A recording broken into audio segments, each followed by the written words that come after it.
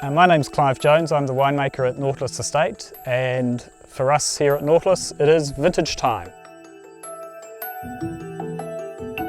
We start off with grapes for our sparkling wine, Nautilus Cuvée, Pinot Noir for table wine, other varieties such as Chardonnay and Pinot Gris. Of course, we're in Marlborough, so Sauvignon Blanc.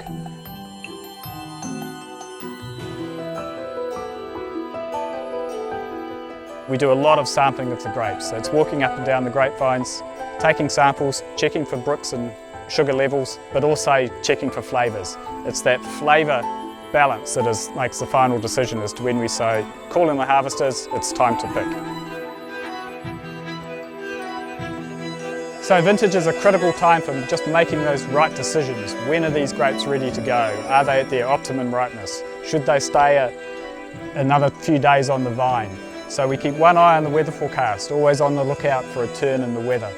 But with Marlborough, we generally have it pretty good over harvest time. Sauvignon Blanc is the most important varieties for Nautilus Estate. So we like to get small parcels from throughout the valley. And each of those small parcels from a particular soil type, from a particular vineyard, will have its own unique and distinct character. Our preference is to pick in the cool of the evening as the sun's going down and throughout the night. And that way the cool temperatures allows us to capture those unique flavours from the vineyard. We have a team that works through the night to process the grapes as quickly as possible, and that helps preserve those lovely pungent aromatics. So it's important to keep the fruit nice and cool and get it to the winery as quickly as possible, get it processed and into the tank to preserve all that vibrancy and those unique characters.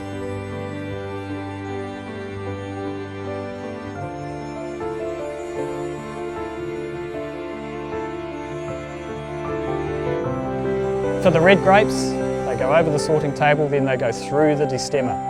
With Pinot we use a component of whole bunch. So we put some whole bunches in the bottom of the tank and then we fill it up with destemmed fruit. And that whole bunch component, that introduces another layer of complexity. It introduces stem tannin. With Pinot Noir, once the grapes are in the tank, we leave it for what we call a cold soak. Grapes that have only been in the tank initially for a day or two are quite light coloured, and then as they move through over 3, 4, 5 days they get darker and darker. And then when we've extracted most of the colour, that's when we let them ferment.